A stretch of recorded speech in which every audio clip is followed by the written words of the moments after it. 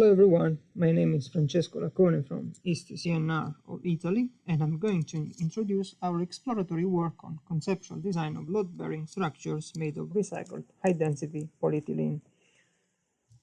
We propose a concept for load-bearing segmented shells that is based on a cassette system, which is namely a waffle structure or a network of crossing plates that is clamped by inner and outer plates, such as forming a hollow box. Our form-finding strategy is based on shaping the cross-section based on the bending plot. And in this presentation, I will briefly describe you the automated workflow we developed to explore the space of possible solutions, and I will end up with a case study presentation. The roots of plastic-based architecture dates back to the 40s of the past century, where the building was supposed to be a mass-produced object. Then, after the oil crisis, the architectural scale object went out of production, but still several building components are today made of plastics. Now we are in the phase of rethinking the use of plastic, for instance in replacing oil derivatives with bio-based products or in recycling dismantled components. And on this point, blend of virgin and recycled material and 100% recycled component have gained a lot of interest. So depending on the quality of the mix, a large spectrum of properties such as chemical, aesthetical, or mechanical properties can be obtained. This material, in particular the HDPE, can be produced in the form of rods or panels just like this, and is already used for home and outdoor furniture. So we question us if it's possible to use it for load-bearing purposes in shells. Shells are elements which typically work in membrane regime, but very often the bending strength is needed due to the shape or to increase the robustness. And in this case, the double layer concept can be used effectively. And this concept is realized by interconnecting two surfaces that are at a constant distance or at a variable distance, which can be targeted on the bending strength that is locally required. So in this way, we can build elements that have a variable inertia section and which are uniformly stressed. We took as a reference for this work the Waterloo and the Berlin station roofs, which are translational surfaces where the cross-section is shaped as the bending moment profile. They both have this stiffening truss that goes outwards and inwards.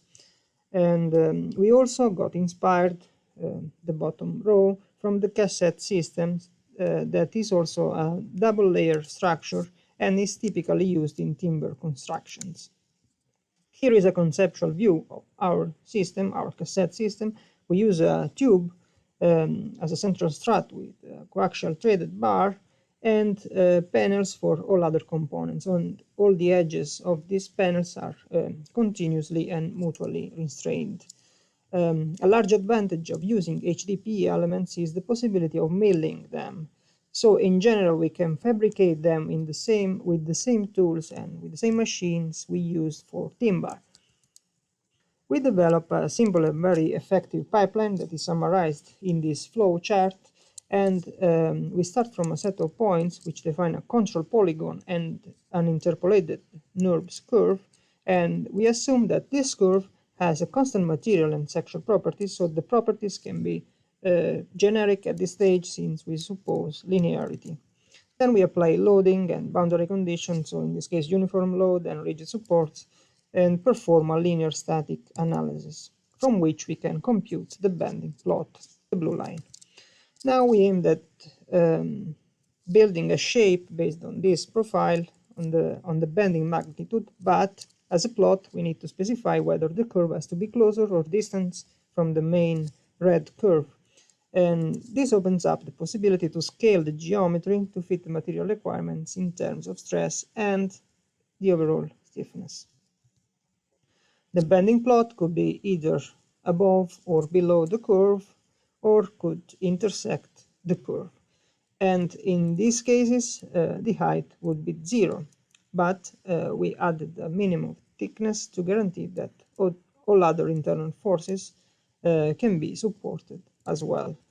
In the next step, we consider the segmentation of the profile and also the resolution of the longitudinal direction, so the distance between the profile and the next one.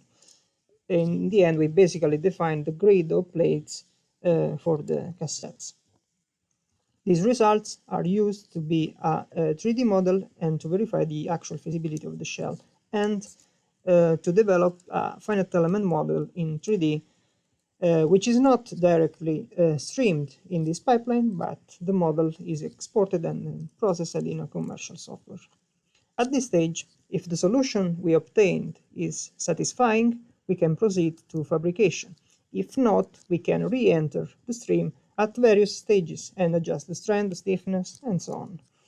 We implemented our workflow in Rhino Grasshopper environment with the structural feedback from Caramba 3D, and we explored several cases with different shapes and sizes. We are collaborating with a company and with the manufacturer for the material developing. However, there is still some work to do, and for this study we used average material properties you can see in the table top right.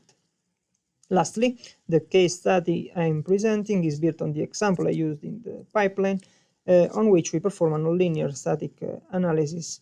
And we can see that in terms of displacement, we are below the 50% of the Eurocode recommendations, and in terms of stress, in this load case, we exploit about the 20% of material capacity. So, although there is a lot of material developing that is still to be done, we can say with a good safety margin that this concept appears promising for load-bearing shells in the range of 3 to 6 meters. Thank you for listening.